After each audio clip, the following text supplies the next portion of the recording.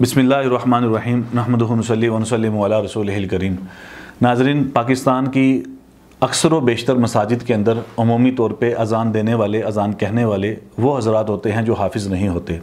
جس کی وجہ سے ان کی اذان میں بہت ساری غلطیاں ہوتی ہیں۔ حافظ محمد ثاقب صاحب ہمارے ساتھ موجود ہیں جو آپ کے سامنے اذان پڑھیں گے۔ آپ ان کی اذان سننے کے بعد اپنی اذان کی غلطیوں کو نوٹ کریں تاکہ جب بھی آپ کو موقع ملے اذان دینے کا تو وہ ان غلطیوں سے آپ بچ سکیں۔ عمومی طور پر جو غلطیاں ہوتی ہیں الفاظ کی ادائیگی میں،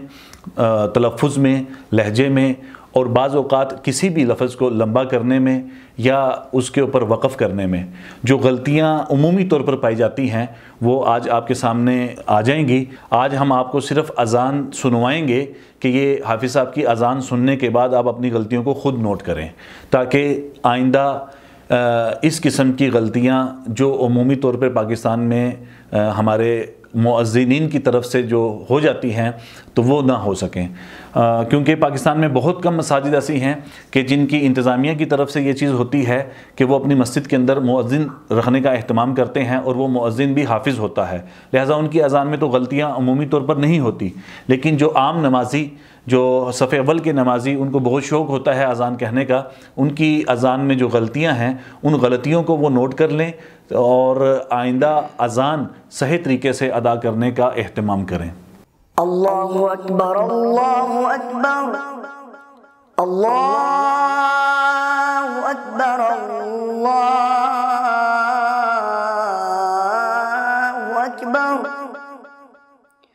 اشہد ان لا الہ الا اللہ،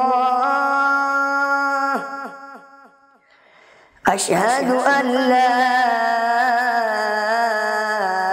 الہ الا اللہ، اشہد ان محمد رسول اللہ،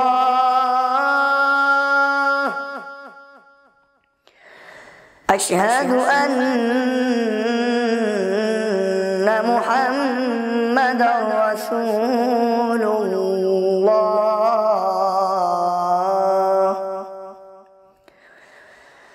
حی علی الصلاة،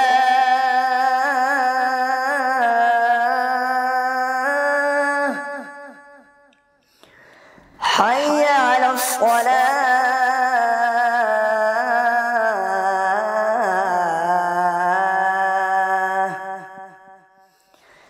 حی علی الفلاح،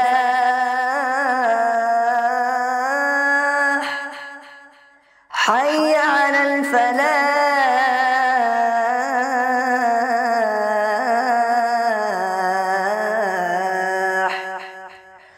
اللہ اکبر، اللہ اکبر، لا الہ الا اللہ۔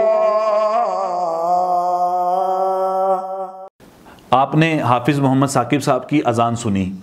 نماز سے پہلے اقامت کہی جاتی ہے۔ اقامت کہنے کا بہت سارے نمازیوں کا شوق ہوتا ہے۔ میں آج اس مجلس میں اذان اور اقامت کے مسائل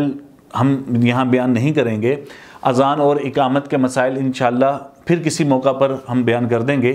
ابھی آپ کے سامنے صرف اذان اور اقامت کہنے کا صحیح طریقہ اور ان کے الفاظ اور جملوں کی ادائیگی کا طریقہ وہ آپ کے سامنے پیش کیا جا رہا ہے، لہٰذا ابھی آپ حافظ محمد ثاقب صاحب کی اقامت سنیں کہ یہ اقامت کیسے کہیں گے تاکہ اقامت کہنے کا بھی ٹھیک طریقہ معلوم ہو سکے۔ اذان اور اقامت میں جو ایک بنیادی فرق ہے کہ اذان میں ذرا ٹھہراؤ ہے، لہٰذا اس کے کلمات کو ٹھہر ٹھہر کر لمبا کر کے ادا کیا جاتا ہے، جبکہ اقامت کے الفاظ اور جملے